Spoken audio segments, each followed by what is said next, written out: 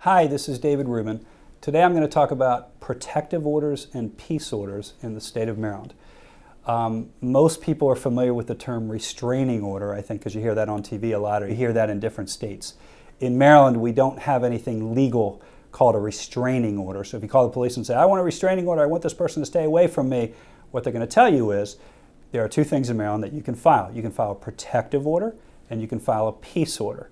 What are they? A protective order is generally for people who are living in the same home with one another, who are married, who have children together. So it's for people who have a close relationship with one another and have known each other for quite some time. When can I file a protective order? I can file a protective order if there's been any kind of abuse to me. What is abuse under our protective order statute in Maryland? Abuse is a second-degree assault. In other words, any kind of assault. Somebody touches you without your consent, whether it's a punch in the mouth, whether it's a push, whether it's a spit. That's a second-degree assault.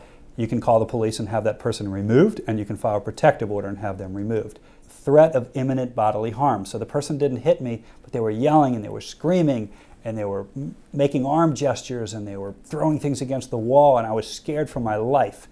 You can file for a protective order. You should call the police and then go to court and file a protective order. There are other grounds as well. There are certain grounds for harassment or trespass or sexual abuse, things like that.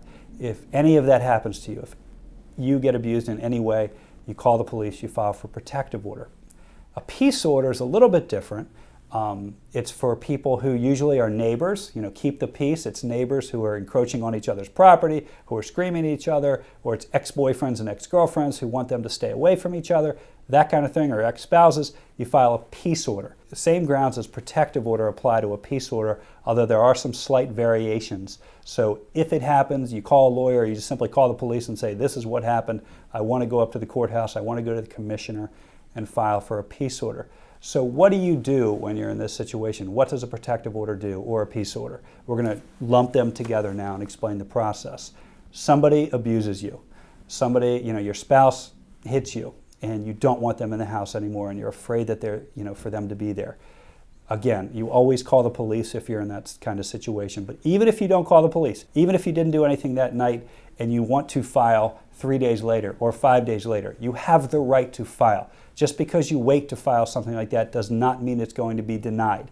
Sure, it's going to be a little more questioned because why did you wait so long? But be clear, if you're being abused or the victim of abuse over time, just because you wait to report it, just because you wait to call the police, that doesn't mean it didn't happen.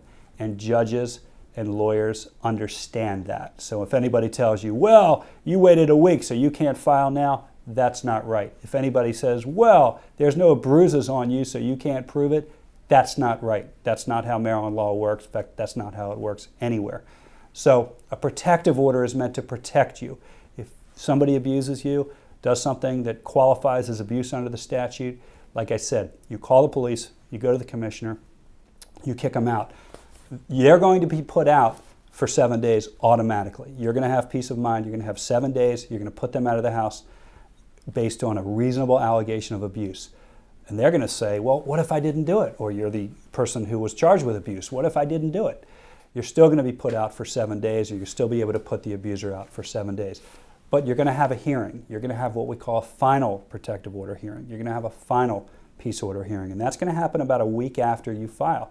And that's when both of you are going to go in front of a judge. And if one of you says it happened and one of you says it didn't happen, well, if you want to have one of you has witnesses or other evidence that you can, that's what the hearing is for. So you have 1 week where the order is going to be in place, and then you're going to go in front of a judge, and you're going to, and if you can agree on a consent order, a lot of times people will get to court and they'll say, all right, I've had enough. I don't want to stay here anymore. I want to consent without a finding of abuse. I want to move out. This is what I'm going to do. People do that frequently, and judges encourage that. But if you can't reach an agreement, you're going to go in front of a judge. You're going to put on testimony, and a judge is going to determine whether or not it happened or not. They're going to do the best they can. The burden of proof in Maryland is what we call preponderance of the evidence. If it's more likely than not that abuse occurred, then they have the right to enter the protective order, and there's certain relief that they can enter as a result of the protective order. They can make someone leave the house. They can grant custody. They can grant what's called emergency family maintenance.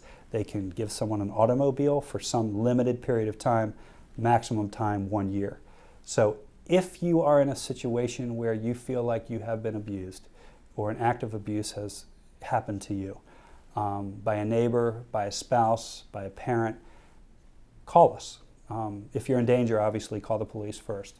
But if you have questions about it, if you've been served with protective order papers and you want a defense because you didn't do it, or you want to present your case as best as possible, call us.